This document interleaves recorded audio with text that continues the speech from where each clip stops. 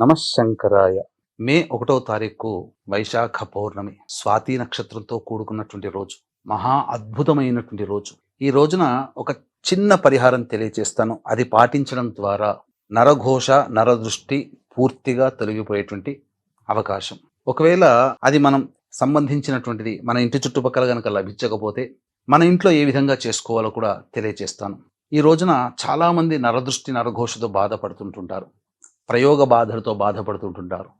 అటువంటి వారు ఈ రోజున కరక్కాయ దొరుకుతుంది కదా, ఆ కరక్కాయ తీసుకొని క్లాక్ వైజ్ డైరెక్షన్గా 3 సార్లు, యాంటీ క్లాక్ వైజ్ డైరెక్షన్గా 3 సార్లు మన తల చుట్టూ తిప్పి సముద్రములో వేసి సముద్ర స్నానము ఆచరించాలి. వైశాఖ పౌర్ణమి రోజున విధిగా సముద్ర స్నానము చేయాలి. అయితే చాలామందికి ఈ యొక్క సముద్రం అనేటువంటిది అందుబాటులో ఉండదు కాబట్టి సముద్రం ద్వారా లభించే వస్తువుల్లో అగ్రగణ్యము ఉప్పు, అది కూడా గళ్ళ ఉప్పు. ఆ గళ్ళ ఉప్పుని మనం స్నానం చేసుకునే బకెట్ నీటిలో వేసి అప్పుడు ఆ నీటిలో కనుక మనం స్నానం చేస్తే సముద్ర స్నానము చేసినటువంటి ఫలితము.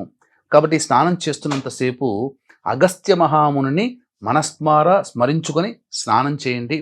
సర్వ నరఘోష, నరదృష్టి, శత్రు బాధలు తొలగిపోయి ఆనందకరంగా ఉంటుంది. వీక్షించేటువంటి ప్రేక్షకులు అందరూ కూడా ఈ రోజున ఈ విధంగా స్నానం ఆచరించమని మనకు శాస్త్రం చెప్పబడి ఉంది.